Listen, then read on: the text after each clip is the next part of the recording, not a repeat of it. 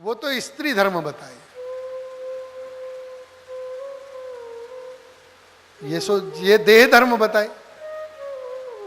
पर इन धर्मों की हमको क्या आवश्यकता है, क्योंकि हम तो स्वरूप संबंधनी हैं। हमारा संबंध आपके स्वरूप से है, हम आत्म संबंधी हैं। इस प्रकार दूसरे श्लोकों में कहा, और फिर अंतिम श्लोकों में एक बात से सब कुछ निवेदन कर दिया कि नाथ फिर भी आप ये कहते हो कि घर जाओ, तो हम घर चले भी जाते, निश्चित रूप से चले जाते। चित्तम सुखेन भवता प्रहतम ग्रहेषु यन्निर्विशत्युत्करावपि गृह्य कृत्ये पादौ पदं न चलतस्तव पादमूलात् यामः कथं ब्रजमथो करवाम किं वा। हम चले जाते, पर आपने हमारे चित्त को तो अपहृत कर लिया है, जाएं कैसे। चित्तम सुखेन भवता प्रहतम गृहेषु। अब जिसका चित्त चुरा लिया गया हो, चित्त के बिना कैसे जाएगा। पादौ पदम न चलतस तव पाद मूलाद। ये तव पाद मूलाद, ये हमारे जो चरण है ना, वो तो स्थित हो गए तब पाद मूलाद, तुम्हारे चरणों में। इसलिए अब घर जाएं कैसे, और घर जाके करें भी क्या है? जिसका चित्त कृष्ण ने चुरा लिया, जो यहां कृष्ण की प्राप्ति के लिए आ गया, क्या करे घर जाके। इसलिए हे प्रभु, सिच्चांगनस्त्वदधरा मृतपूरकेण हासावलोक कलगी तज्रह छया न्योचिद्वयं विरहजाग्न्युपयुक्त देहा ध्यायेन याम यमयो पदवीं सखेते। बड़ा सुंदर कहा। आप कृपा करो, और कैसी कृपा करो कि आप, अब तो एक ही बात है, घर तो नहीं जाएंगे, अंतिम बात कह दी, इससे आगे क्या कहें। देखो, आप अपने अधरों से हमारे अधरों को सींचो। सिच्चांग नस्त्वद धरा मृत पूरकेण। पूर तो बहा के ले जाता है? पर हमारे हृदय की विरहाग्नि इतनी प्रबल है कि जब तक आप उसको पूर नहीं दोगे, तब तक उसकी शांति होना ही असंभव है। और वो अग्नि भी आपने ही जागृत की है, हमने नहीं। हासा वलोक कल गीत जृहच्छया, आपके हास्य ने उस अग्नि को जगाया, आपके अवलोकन ने उस अग्नि में एक फूंक मारी,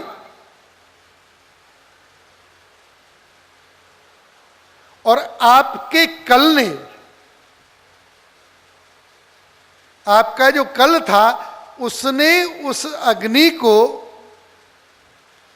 संपूर्ण रूप से प्रज्वलित कर दिया, और आपके गीत ने हमारे रोम रोम में उस अग्नि को व्याप्त कर दिया है प्रभु।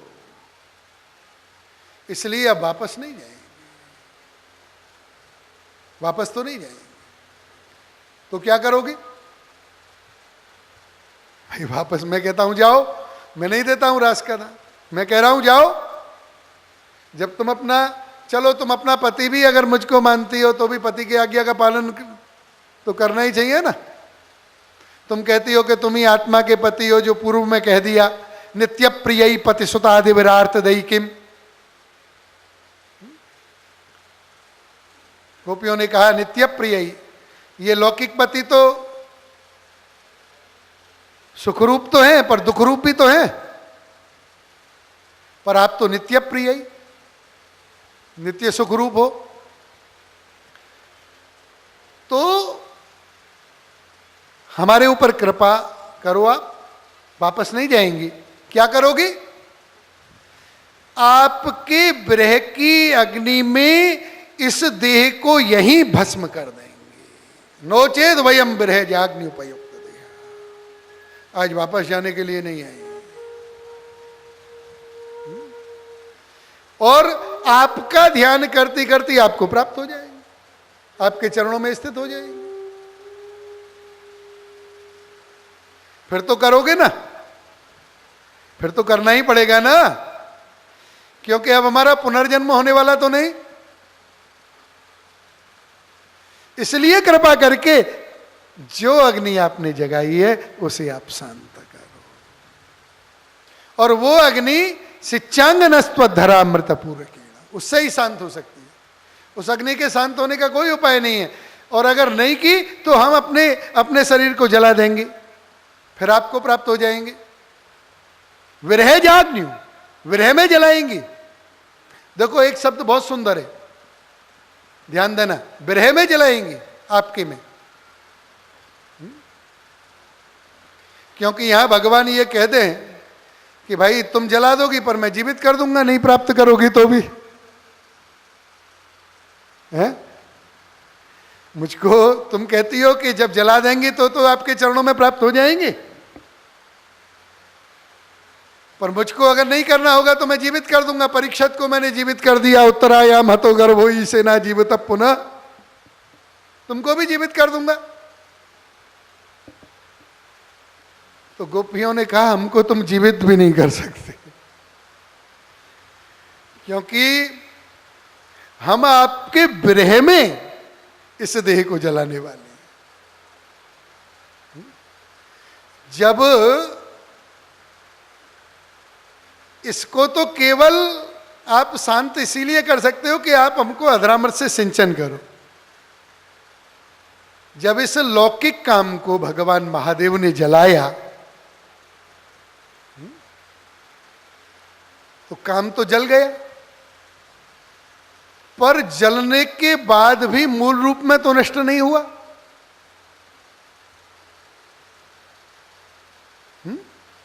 अग्नि के रूप में प्रत्येक जीव के हृदय में रह गया। जला नहीं, शरीर भस्म हुआ,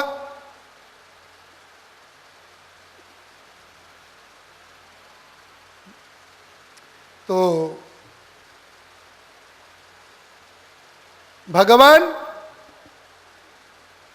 भगवान शिव जो काम को जलाते हैं वो काम भी रह जाता है शेष।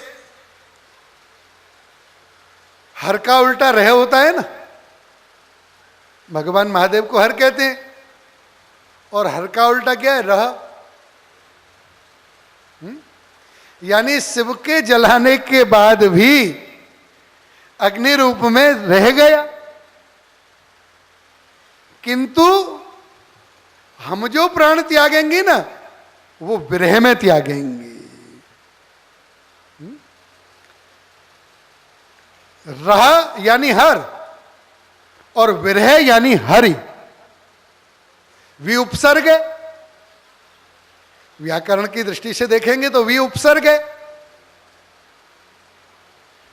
तो जो देह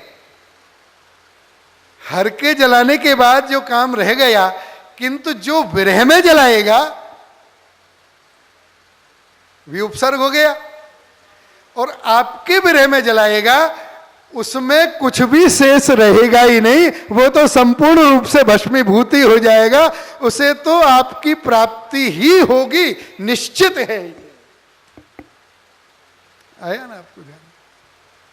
इसको कहते हैं नोचेद, इसलिए विरह कहा, नोचेद विरह जागने प्रयुक्त, क्योंकि ये जो विरह है ना वो भगवान का ईश्वर रूप है।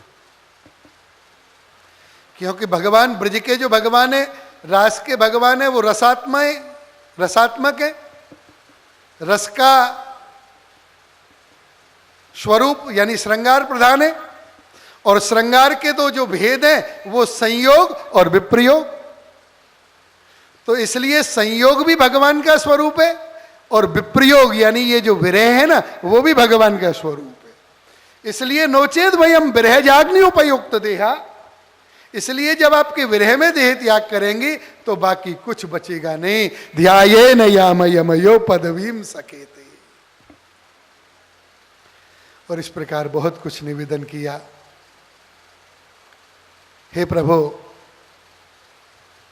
हम आज इस उपवन में आई हैं, सब कुछ कहा, और अंततः विजय हुई प्रेम मार्ग के इन पंडितों की। और भगवान इति विक्लभितम ताशाम श्रुत्वा योगेश्वरोश्वरः प्रहस्यम सदयम कृष्ण आत्मा रामोप्यरीरम। भगवान इन गोपांगनाओं के साथ में रास करने लगे। यहां फिर कहा, देखिए आप, सुखदेव जी महाराज ने अब जब रास का बिहार आदि का वर्णन थोड़ा प्रारंभ हुआ ना, तो फिर एक बार कहा, गोपियों की जब इस प्रकार की व्याकुलता देखी तो राजा योगेश्वरोस्वर, फिर राजा को एक संबोधन दिया कि जो योगेश्वरों का ईश्वर है वो थोड़ा हंसा, और सदयम जीव के ऊपर सदय हुआ, यानी रास तो कृष्ण की दया है, कृपा है, याद रखना, जिसको कृपा होती है उसको मिलता है। प्रहस्यम सदयम कृष्ण आत्मा रामोपी, आत्मा रामोप्य री रमा। लघुरास का दर्शन कराया थोड़ा। बाहु प्रसार पररंभ कराल कोरो नीवी स्तनाल भननार्म नखाग्रपात क्ष्वेल्ये विलोक हसतैर ब्रज सुंदरिणाम मुत्तम भयन रतिपतिम रमयांचकार। तो बाहु प्रसार, परिरंभण, आलिंगन, ये सब लघुरास का वर्णन किया। और जब लघुरास का अनुभव गोपियों को हुआ ना, पहले लघुरास और उसके बाद में महारास, समझे? जब लघुरास को देखा तो यहां जीव को सौभाग्य मद की प्राप्ति हो। अब देखो, ये सौभाग्य मद भी किसी प्रकार का भी मद भगवान से दूर करता है, तो यहां जीव को अपने सौभाग्य का मद होगा। बड़ा कठिन है ना। इस अवस्था के जीवात्मा को भी, जो जीवात्मा इस अवस्था में था, जिसके लिए भगवान ने महाभागा शब्द का प्रयोग किया, क्योंकि दान ही इतना अधेय था, उस दान का जो आनंद था इतना, उसके लिए वाणी के पास कोई शब्द नहीं है। वो तो केवल अनुभव का विषय है, अनुभव किया जा सकता है, वर्णन नहीं किया जा सकता। तासाम सौभग मदम, गोपियों को लगा कि हम बड़ी भाग्यवान हैं कि आज ये लक्ष्मीपति हमारे वश में।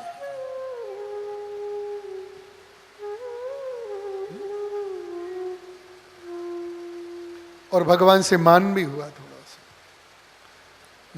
मान से भगवान अंतर्हित नहीं होते, पर मद से हो जाते हैं। मान तो प्रेम का एक अंग है। मान का तो वर्णन आता है ब्रजलीला में। किशोरी जी तो नित्य मान करती हैं, हमारी ठाकुर जी मनाते हैं। मान लीला तो ब्रज की प्रधान लीलाओं में एक लीला है। मान में तो इतना वर्णन है मान का। मान लीला का वर्णन भागवत में है, गुप्त रूप में ही है। स्वामी जी तो कभी कभी इतना गुस्सा हो जाती है, इतना गुस्सा हो जाती है, बोलती है प्यारी जोलो जीवन जीऊं, तोलो मदन गोपाल लाल के पंथ न पानी पीऊं। इतना मान करके आप विराज गई कि अरे सखी से बोली, अरे सखी जब तक मैं जीऊंगी ना तब तक इस कन्हैया जिस रास्ते पे बैठा होगा ना उस जगह तो पानी पीने भी नहीं जाऊंगी। तोलो मदन गोपाल लाल के पंथ न पानी पी। कारो अंजन दऊं न द्रग में। ये काजल भी काला है और कन्हैया भी काला है। आज से मैं काजल ही नहीं लगाऊंगी। कारो अंजन दऊं द्रग में मृगमद अंग न लाऊं। ये कस्तूरी भी तो काली होती है, इसलिए आज से कस्तूरी का लेप भी नहीं करूंगी। नैनन कबऊ न श्याम घन देखो। इन आंखों से कभी ये श्याम मेघ को भी नहीं देखूंगी। पर भगवान मनाते हैं। मान लीला है भागवत में। ब्रज के संतों ने ऐसे ही कोई बात थोड़ी गाई, अनुभव करके गाई। सुखदेव जी ने अनुभव किया। महाराज तो मान तो भागवत में आता है। गोपालदास जी ने गाया वल्लभाख्यान में, ए लीला म्हारे मन बसो जे भक्त मांगे मान। भक्त मान मांगे ये तो भक्त का अधिकार है, पर उस श्रेणी का भक्त होना चाहिए। हाँ, सबका अधिकार थोड़ा ही है। तो पहले मद हुआ, मान हुआ, तो मद का प्रशमन करना पड़ेगा और मान मनाना पड़ेगा। तो मद का प्रशमन करने को और भगवान भक्त के ऊपर दया करने को अंतरित हुए। ऐसा आता है। सबको एक अभिमान आया। याद रखना, जो आप लोग रामचरितमानस में आता है, आप लोग सुनते हैं कि यो करायो सब गयो जब आयो अभिमान। सौभाग्य का अभिमान हुआ। अभी तो हमको सामान्य वस्तुओं का अभिमान हो जाता है। बहुत सामान्य, जो भौतिक वस्तु है, नष्ट होने वाली वस्तुएं हैं, हम बड़ी भाग्यशाली हैं। और ऐसा अभिमान सब गोपियों को हुआ, पर एक गोपी को नहीं हुआ। उसी गोपी को लेके भगवान पधारे। उस एक गोपी को लेके पधारे, सबको छोड़ गए। अब तो सबकी सब गोपियां रोने लगी, विलाप करने लगी। कहां गए प्रभु? ढूंढने लगी वन वन में, पूछने लगी लताओं से, औषधियों से, वृक्षों से। ऐसी अवस्था हो गई एक एक वृक्ष को। हे जंबू नींबू अंबू और कदम्ब पीपर वर, मंदार मौल श्री, बता कहाँ है गिरधर। अरे कहाँ है हमारा कन्हैया, बताओ। नूतप प्रवाल बरहस्तव कोत्पलाब्ज, जम्बर्क बिल्व बकुलाम्ब कदम्ब नीपा, ये न्ये परार्थ भवता यमुनोपकूला, संसंतु कृष्ण पदवी रहतात्मना। एक एक वृक्ष को पूछने लगे कहाँ है, बता। हे आदि शैल गिरिराज और मौन क्यों धारो। अरे गिरिराज बाबा, आपको तो पता ही होगा, आप ही बताओ। हे आदि शैल गिरिराज, और मौन क्यों धारो, और तू बताए पूछ री कहाँ गयो मेरो प्यारो। कहाँ है बताओ? अरे घर में मुरली लिए, कांधे कामर दिए श्याम कारी। आओ कुंजन में बाके बिहारी, घर में मुरली लिए, कांधे कांवर दिए श्याम कारी। आओ कुंजन में बाके बिहारी। अरे घर में मुरली लिए, कांधे कामर दिए श्याम कारी। आओ कुंजन में बाके बिहारी, कर में मुरली लिए, कांधे कांवर दिए श्याम कारी। आओ कुंजन में बाके बिहारी। आओ कुंजन में बाके बिहारी। कंज आनंद की अनुपम छटा है, कंज आनंद की अनुपम छटा है, और कंज लोचन में मन रम रहा है। कंज लोचन में मन रम रहा है। केस कुंचित लटे, केस कुंचित लटे, नहीं द्रगन सो हटे छवि तुम्हारी। आओ कुंजन में बाके बिहार,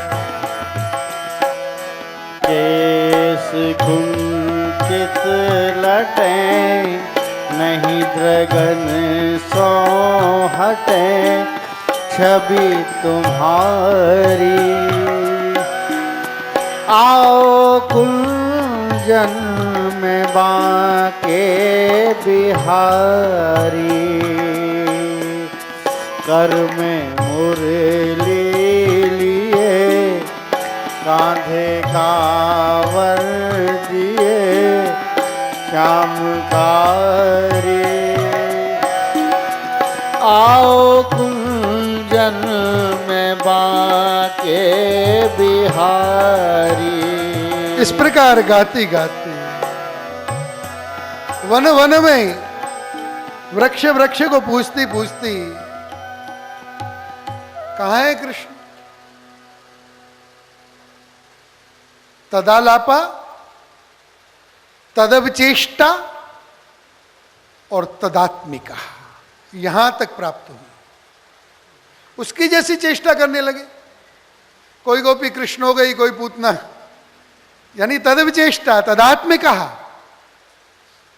बहुत सुंदर वर्णन है, पर भगवान नहीं आए, क्योंकि भगवान कब आएंगे ये ढूंढ रही थी, खोज रही थी ना, और खोजने से भगवान कभी नहीं मिलते। भाई ढूंढ रही थी, ढूंढना भी तो साधन है। प्रभु तो निस्साधनता से प्राप्त होते हैं। जब तक निस्साधनता नहीं आएगी, पहले अपने दोष का भान होवे और उसके बाद निस्साधनता आवे। पहले तो ये विचार करना चाहिए कि छोड़ क्यों गए। भाई जो रास कर रहा था वो छोड़ क्यों गया, इस बात का विचार नहीं किया। इस बात का विचार करती ना तो शायद ये ज्ञान हो जाता कि सौभाग्य मत के कारण छोड़ा। आया ना ध्यान, पर वो विचार नहीं किया। ढूंढने लगी, वन वन में पूछने लगी, यानी साधन जन्य अभिमान है ये। कहां जाएंगे, खोज लेंगे। तो जहां साधन जन्य अभिमान होता है ना, वहां परमात्मा दूर होता चला जाता है। निस्साधनता, निस्साधनता का वर्णन भागवत में सारे के सारे दर्शनों में आता है। रामचरितमानस में भी सर्वभंग मुनि के आश्रम में जब भगवान पधारे तो कहा, नाथ सकल साधन में ही ना और कीनी कृपा जानी अति दीना। तो भगवान तो तभी मिलेंगे, सब कुछ किया पर नहीं मिले। भगवान उस एक गोपी को लेके पधारे हैं जिसको सौभाग्य मद नहीं हुआ था। उस गोपी का नाम भागवत जी में नहीं आता, पर संतों ने बताया है कि ऋषि कुमारों के यूथ में, अग्नि कुमारों के यूथ में जो मुख्य गोपी थी उनका नाम राधा सहचरी था। राधा रानी नहीं, स्वामी जी राधा रानी तो इस रास में है ही नहीं, वो तो नित्य रास की हैं अवस्था में। राधा, चंद्रावली आदि जो नित्य सिद्धा गोपियां हैं ना, उनमें से कोई भी इस रास में नहीं।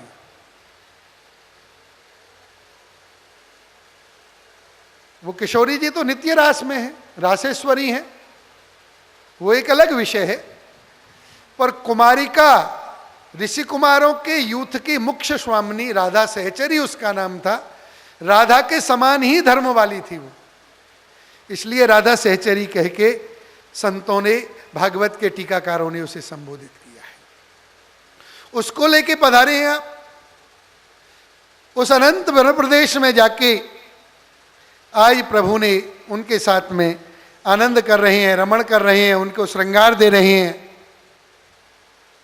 वो सब वर्णन आता है। चोटी गूंथी है, सब कुछ किया। अब देखो, मांग भरी। गोपियों ने कहा है, यहां उस कन्हैया ने, गोपियों को दर्शन हुआ है आगे जाके, ये सब वर्णन किया पूरा का पूरा। आप कहो मांग भरने के लिए वहां सिंदूर कहां से आएगा? अब देखो, ये हरिदासवर, ये गिरिराज बाबा है ना, ये सेवा में तत्पर हैं। रास में जो वस्तु जरूर होती है ना, उसको लेके उपस्थित हो जाते हैं तत्काल। ठाकुर जी राधा सहचरी का श्रृंगार कर रहे हैं, ठाकुर जी उनकी चोटी कर रहे हैं। बैनी गूथी कहा कोई जाने, मेरी सी तेरी सो राधे। है वो नायक, श्रृंगार रस का अधिपति, वो मधुपति, मधुराधिपति, रखिलम मधुरम। हम उसका श्रृंगार करते हैं, पर वो हमारा करे तो। प्रभु का एक कीर्तन बड़ा सुंदर आता है। एक पंक्ति बोलूंगा खाली, क्योंकि समय मेरे पास बहुत कम है। अरे तू जो सखी बड़ भाग भरी, तू जो सखी बड़ भाग भरी, ब्रजराज तेरे घर आवत है री। तू जो सखी बड़ भाग भरी, ब्रजराज तेरे घर आवत है री। तू जो सखी बड़ भाग भरी, ब्रजराज तेरे घर आवत है री। अरे तू जो सखी, अरे धन्य है तू।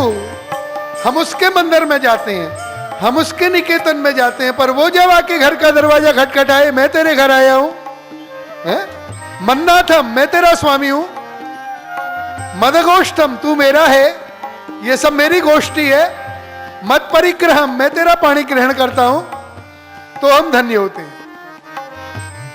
हा तू जो सखी बड़ भाग भरी, ब्रजराज तेरे घर आवत है री। तू जो सखी बड़ भाग्य भरी, तू जो सखी बड़ भाग्य भरी, ब्रजराज तेरे घर आवत है री। तू जो सखी बड़ भाग्य भरी। हाँ निज कर गूंथ, निज कर गूंथ। क्या कर रहे हैं घर आके, बैठे नहीं है? हाँ निज कर गूंथ सुमन के गजरा, निज कर गूंथ सुमन के गजरा, हरख तो है पहरावत है री। निज कर गूथ सुमन के गजरा, निज कर गूथ सुमन के गजरा, हरख तो है पहरावत है री। तू जो सखी बड़ भाग्य भरी, ब्रजराज तेरे घर आवत है री। तू जो सखी बड़ भाग्य भरी। निज कर गूंथ सुमन के गजरे, कौन को सुख मिलेगा ऐसा? कौन सा ऐसा योग वेत्ता है, कौन सा ऐसा तत्व वेत्ता है? कोई दुनिया का तत्व वेत्ता, उसको भगवान ने अपने हाथ से गजरा गूंथ के पहनाया है आज तक? तो ये भागवत की कथा है, ये सुखदेव जी का मूल प्रयोजन है, यहां तक पहुंचना है। रास लीला ही का तात्पर्य, तात्पर्य ही रास है। हा निज कर गूंथ सुमन के गजरा, हरख तो है पहरावत है री। तू जो सखी बड़ भाग भरी, ब्रजराज तेरे घर आवत है री। तू जो सखी बड़ भाग्य भरी, ब्रजराज तेरे घर आवत है री। तू जो सखी। तो इस तरह की लीला हो रही है। तू जो अपनो श्रृंगार करत है, वो दर्पण तो दिखावत है रे। जाको यश सब जगत बखाने, सो तेरो जस गावत है। दुनिया उसके यश का बखान कर रही है और वो मुरली में राधे राधे राधे कर रहा है। कहां मिलेगा ऐसा आनंद? ये जो ब्रज का ठाकुर है ना, इसके पास है। नाचता हुआ भगवान देखना है ना, तो चलो हमारे साथ, आ जाओ वृंदावन। फड़कता हुआ भगवान, आपके वेद का जो भगवान है ना, वो अव्यक्तानंद है। आनंद है उसमें, पर वो अपने आनंद को व्यक्त नहीं करता, अव्यक्तानंद है। पर हमारे ब्रज का भगवान अव्यक्तानंद नहीं है, अभिव्यक्तानंद है। आनंद की अभिव्यक्ति करा रहा है, नाच रहा है, गा रहा है, जीव को बुला रहा है, जीव को नचा रहा है। फड़कता हुआ भगवान, नाचता हुआ भगवान, कैसौर्य कांति ज्वाला, ऐसा जो स्वरूप है ना, वो हमारे वृंदावन। इसलिए आओ सब कुछ छोड़ के चलो वृंदावन। हाँ? वृंदावन चल बाबरे, वृंदावन चल बाबरे, और बंसी बटकी छाव, और सुनवे को बंसी मिले, सुनवे को बंसी मिले, और मिलवे को घनश्याम, सुनवे को बंसी मिले, मिलवे को। वो गा रहा है और महाराज श्रृंगार किया। उत्तम भक्त थी पर उनको भी अभिमान हो गया। अरे देखो मैं सबसे श्रेष्ठ, सबको छोड़ के भगवान मुझे लेके पधारे, और बस वहीं गड़बड़ हो गया। प्रभु बोले आप आगे पधारो, देखो पीछे से गोपियां हमें खोजती आ रही हैं। और वहां एक मान का वचन बोला, न पा रही है हम चले तुम नयम माम यत्र ते मना। अब मैं नहीं चल सकती, आपकी इच्छा हो जहां मुझे ले चलो। लौकिक दृष्टि से अगर इस कथा में जाएं तो कामीनाम दर्शनम दैन्यम स्त्रीणाम चैव दुरात्मा। यहां सुखदेव जी महाराज कहते हैं कामी पुरुष की दीनता और स्त्रियों की कठोरता का भी वर्णन किया है। कामी इतना दीन हो सकता है कि कामनी को कहे तू मेरे कंधे पे बैठ जा, क्योंकि उसे अपना प्रयोजन सिद्ध करना है केवल। पर भगवान को तो यहां काम को विजय करना है। हाँ? वो तो कामी तो नहीं है, वो तो प्रहस्यम सदयम योगेश्वरो स्वर। इस सब की व्याख्या बहुत है, पर जो भी ठाकुर जी की इच्छा से आपने सुना, क्योंकि ज़्यादा समय तो नहीं है, रुक्मिणी विवाह तक अभी पहुंचना है। तो कामीनाम दर्शनम दैन्यम स्त्रीणाम चैव दुरात्मा। और भगवान बोले मेरे कंधे पे विराजो। और जैसे ही कंधे पे बैठने को उद्यत हुई, प्रभु अंतर्हित हो गए। हा नाथ रमण प्रेष्ठ क्वासी क्वासी महाभुज, दास्यास्ते कृपणायामे सखे दर्शय सन्निधि। रोने लगी, हा नाथ, हे प्रिय, हे रमण, आप कहां गए? बस अश्रुपात होने लगा, अबराल अश्रु। व्याकुल हो गई, गिर पड़ी पृथ्वी पे, सारा का सारा श्रृंगार छूट गया। महाराज रो रही है। अरे आप तो महाभुज हो, आप महाभुज हो, आप उठाओ। गिरे हुए जीव को कौन उठाएगा? हे प्रभु, हे श्याम सुंदर, हे योगेश्वर, हे महाभोज, मैं आपकी दासी हूं, दास्यास्ते। मैं तो आपकी दासी हूं, कठोर हूं, कृपणायाम में कृपण हूं, कठोर हूं, पर हूं तो आपकी ना, दास्यास्ते कृपणायाम। जैसा हूं ना, ब्रज गोपियों का ये वाक्य, इसको अपना जीवन बना लेना। यादृशी तादृशी नाथ तब पदाम्भोज किंकरी। बस ये वाक्य वो बार बार बोली है। हे कन्हैया, मैं जैसी भी हूं पर तेरे चरणों की दासी हूं। दास्यास्ते कृपणायाम। हे सखे, सखा संबोधन किया है यहां सखा, तू हमारा सखा है।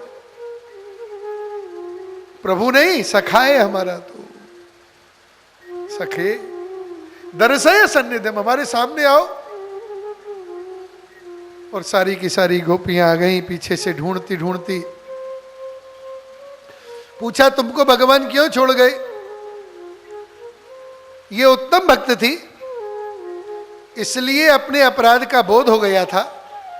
उन्होंने कहा कि हमको मान हो गया भगवान से, इसलिए भगवान हमको छोड़ गए, मद हो गया हम। इसीलिए कहते हैं कि उत्तम भक्त का संत का संग करना, क्योंकि उत्तम भक्त और उत्तम संत के साथ से प्रत्येक जीव को अपने दोषों का भान होता है। संत का अर्थ है जागा हुआ व्यक्ति। बिंदु तुम्हारे भीतर भी वही है, संत के भीतर भी वही है, किंतु जो जाग चुका। संत एक ऐसी बूंद है जो सागर के स्वाद को जानता है। समझिए, याद रखो, दो आदमी सो रहे हैं, कौन किसको जगाएगा? जागा हुआ ही जगा सकता है। जो शास्त्र में एक सूत्र आता है, आद्राद्रीकरणत्वम। जो गीला हो ना, आर्द्र हो, वही दूसरे को आर्द्र कर सकता है। सूखा कैसे करेगा? तो एक भगवदीय ने, एक भक्त ने सबको अपने दोषों का भान कराया। सब गोपियों को भान हुआ कि हमको भी भगवान इसी कारण छोड़ गए। अब तो पश्चाताप हुआ। यमुना जी के किनारे आ गई और यमुना जी के किनारे जहां प्रभु अंतरित हुए थे, उन्हीं पुलिनों में बैठ के एक बड़ा सुंदर गीत गाया, जिसे हम गोपी गीत कहते हैं। ये गोपी गीत के 19 श्लोक बहुत ही सुंदर श्लोक हैं।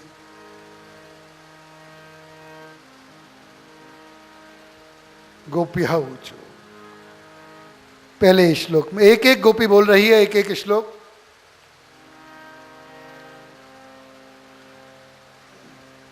अन्य पूर्वा और अनन्य पूर्वा, दो प्रकार की गोपियां जो मैंने आपको पहले बताई। अन्य पूर्वा यानी श्रुत रूपा, अनन्य पूर्वा ऋषि कुमारी का, ऋषि रूपा। उनके 3 भेद, सात्विक, राजस, तामस और चौथी निर्गुण। 4 प्रकार की गोपियां थी। सात्विक में भी 3 भेद, सात्विक सात्विक, सात्विक राजस और सात्विक तामस। उसी प्रकार राजस में भी 3 भेद, राजस सात्विक, राजस राजस और राजस तामस। और इसी प्रकार तामस में भी 3 भेद, तामस सात्विक, तामस राजस और तामस तामस। इस प्रकार अपन गणना करें तो 9 हो गई, 3 3 9। तो 9 श्लोक अन्य पूर्वाओं के, 3 3 से, और अन्य पूर्वाओं में 1 निर्गुण। इस प्रकार अन्य पूर्वा गोपियों के 10 श्लोक हैं, 9 और 1 10। और जो अनन्य पूर्वा कुमारिकाएं, उनके 9 श्लोक हैं, क्योंकि अनन्य पूर्वा कुमारिकाओं में तामस तामस कोई गोपी का यूथ नहीं है। तामस तामस यूथ उनमें नहीं है। 8 यूथ वो और 1 निर्गुण गोपी। इस प्रकार के 19 श्लोकों का विवेचन है। कौन सा श्लोक कौन सी गोपी ने बोला, सात्विक सात्विक के क्या लक्षण है, वो सब भी वर्णन किया गया है टीकाओं में। और ये सब तो कभी भगवान की कृपा से आप जब गोपी गीत का ही सप्ताह सुने तो ही समझ में आ सकता है।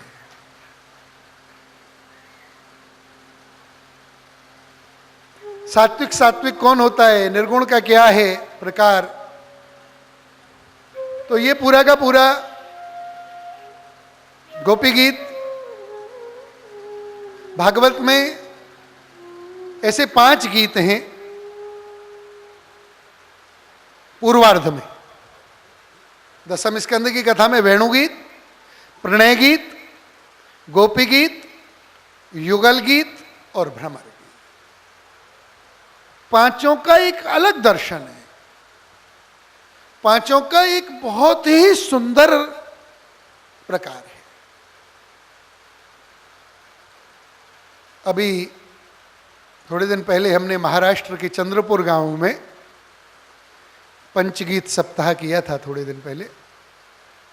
तो कहने का अभिप्राय ये मेरा, वेणुगीत में क्या अवस्था है, पर इन सब गीतों में भी गोपी गीत इसलिए हमको सबसे अधिक प्रिय है क्योंकि इसकी फलश्रुति क्या है, जैसे ही गोपी गीत गाया तो भगवान प्रकट हो गए। तासाम माविर्भूत छोरी समय मान मुखाम्बुजम पीतांबर धरस रगवी साक्षान मनमथ मनमथ, ऐसा ये गोपी गीत तो बहुत ही सुंदर है। गोपी गीत का गान करेंगे, केवल बहुत ज्यादा विवेचन तो अब समय है नहीं कुछ भी। पहले ही गोपी बोली, जयति तेधिकम जन्मना ब्रज श्रयत इंदिरा सस्वदत्रहि जयति दृश्यता दीक्षुतावका त्वयि धृता शवास त्वां विचिन्वते। जयति तेधिकम, जय हो, मंगलाचरण है, जयति शब्द में मंगलाचरण है। एक नए काव्य का सृजन गोपियों के द्वारा हो रहा है। सबसे पहले मंगलाचरण किया, जयति। किसकी जय? तो जन्मना ब्रजा, ब्रज की जय। भक्ति मार्ग में भगवान की नहीं, भक्त की जय होती है, ब्रजभूमि की जय हो। बहुत सुंदर है। श्रयत इंदिरा, हे प्रभु हम आपको ढूंढ रही हैं, त्वयि धृता सवा त्वाम विचन्वते, आओ। सरदुदासये साधु जात सत सरसिजोदरा श्री मुषादशा सुरतनाथ ते अशुल्क दासिका वरदने तो नेह किम विसजलाप्यया व्याल राक्षसा वरशुमारुता वेद्युतानला वृषमयात्मजात विश्वतो भया ऋषभते वयम रक्षितामहु। नखलु, देखो यहां फिर कह दिया कि हम जानती हैं आपको। जो लोग कहते हैं गोपियों को ज्ञान नहीं था, वो इस श्लोक को थोड़ा देखें। गोपियों को केवल प्रेम था। जो लोग ऐसा कहते हैं ना, वो गोपियों के स्वरूप को नहीं जानते। नखलु गोपिका नंदनो भवान अखिल देहिनाम अंतरात्मद्र। खलु यानी निश्चित रूप से हम जानती हैं कि आप कौन हो। गोपी यशोदा के लड़के नहीं हो। अखिल देहिनाम अंतरात्मद्र विखन सर्थितो विश्वगुप्तये सखी उदेयवान सात्वतांकुले विरचिता भयम वृष्ण धुर्यते चरणमीयुषाम संस्रतेर्भया करशरोरुहम कांत कामदम शिरस धेना श्रीकर। देखिए पहला अधेय दान मांगा है। गोपी गीत में जो भगवान किसी को नहीं देते। ये दान केवल भगवदीय जनों को मिलता है। सिरस देहि न श्री कर अग्रहम, जो हस्त आपने लक्ष्मी का हाथ जिस हाथ से पकड़ा ना, उसको हमारे मस्तक पर धारण करा, अदेय दान है। ब्रज जनार्ति हन वीर योषिता निज जन स्मया ध्वंस स्मिता, भज सखे भवा किंकरीष्मनो, भज सखे भवा किंकरीष्मनो। आप सबका दर्शन करके मैं भी कृतार्थ हुआ, क्योंकि सताम दर्शनम तो महत्पुण्य, सताम दर्शनम तो महत्पुण्य शास्त्र कहता है। तो आपका दर्शन हुआ मुझे। जो लोग यहाँ कथामृत का पान करा रहे हैं, जो कथावाचक, जो विद्वज्जन, जो योगी जन, भागवत में कह रही है गोपियां, प्रेषित प्रियम प्रेम वीक्षणम विहरणम चते ज्ञान मंगलम, रहस्य संविदो यहृदय स्पृश,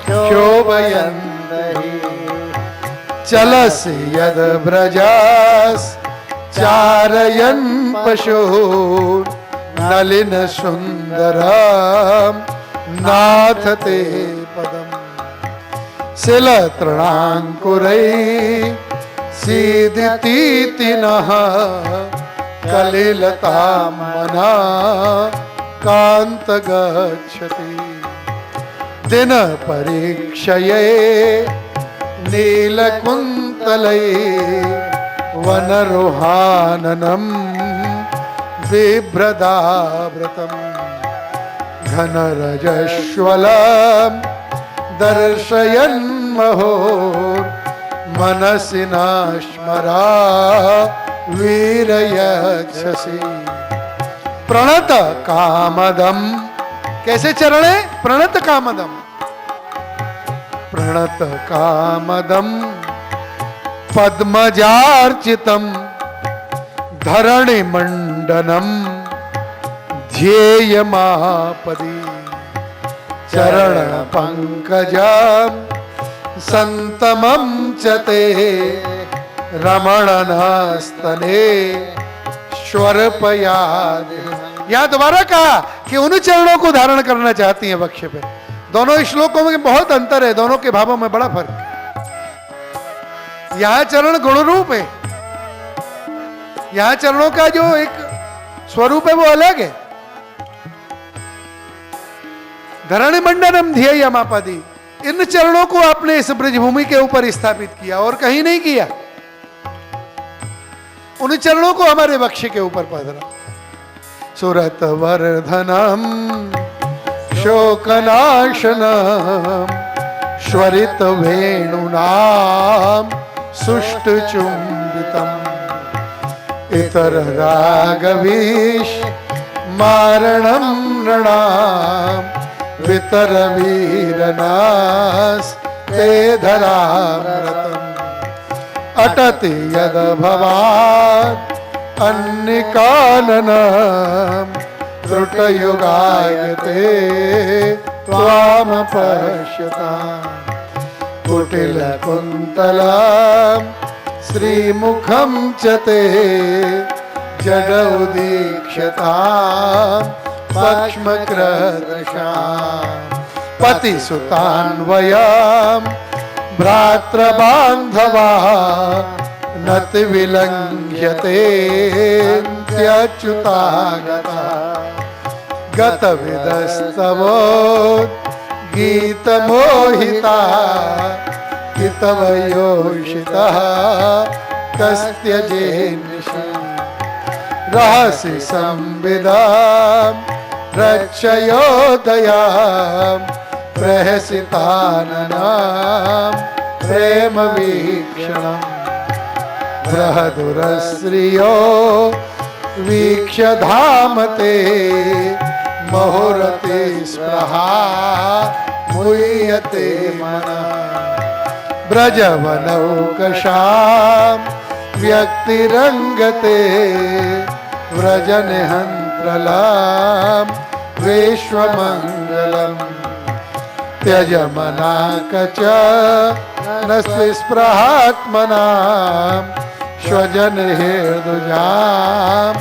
यन्निषूदनम् यत्ते सुजातचरणाम्बु रोहमस्तनेषु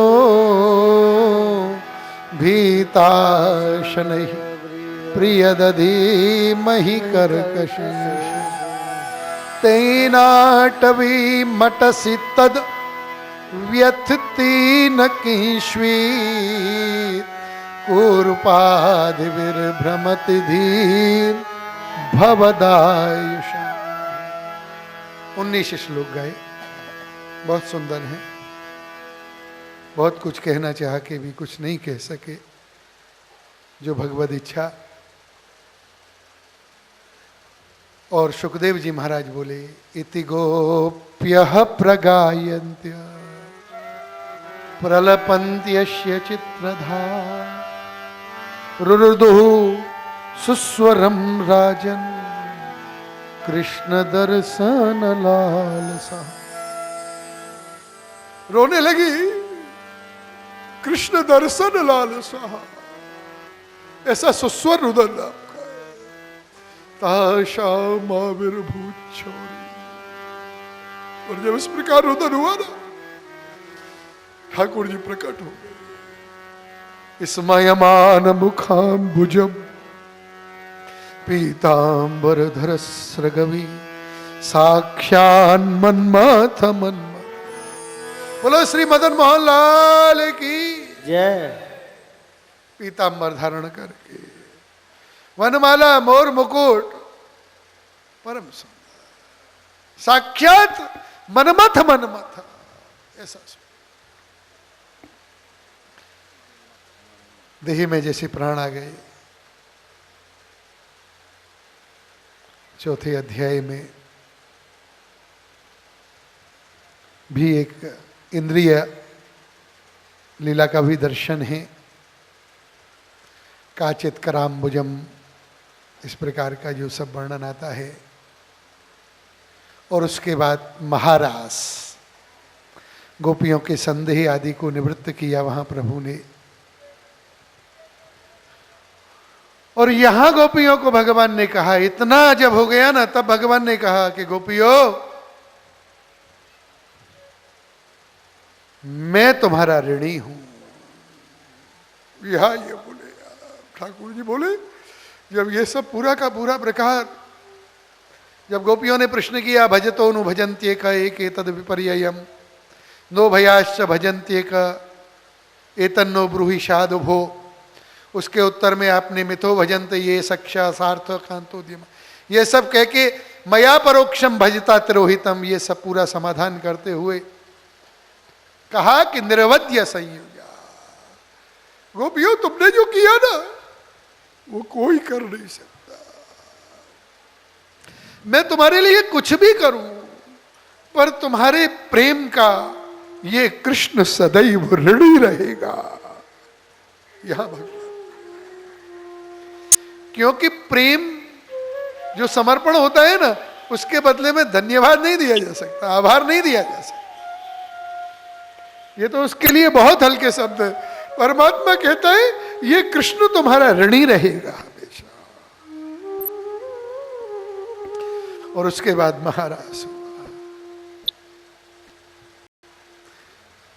महाराज प्रभु योगेश्वर प्रभु एक अलौकिक रास मंडल, रास की अनेक जो अवस्थाएं हैं, काव्य शास्त्र और नाट्य शास्त्र में अभिनव गुप्त भोज भरताचार्य आदि ने जो नाट्य आदि के भेद बताए हैं, रासक, हल्लसीक, वो सारे के सारे जितने भी नृत्य हैं, जितनी भी रास की चेष्टाएं हैं, जितनी भी अवस्थाएं हैं, सबका संपादन वहां हुआ है। उसके आधार के ऊपर ही नाट्य शास्त्र प्रकट हुआ। पूरा का पूरा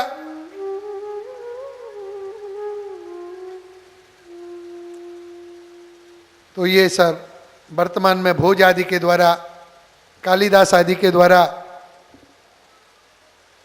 जो सब वर्णन किया गया। कल हम आए तो कालिदास के ऊपर चर्चा हो रही थी। तो नाट्य के कितने अंग, नाट्य का एक स्वरूप, नाट्य शास्त्र और काव्य शास्त्र का जो आप लोग सब पढ़ते हैं,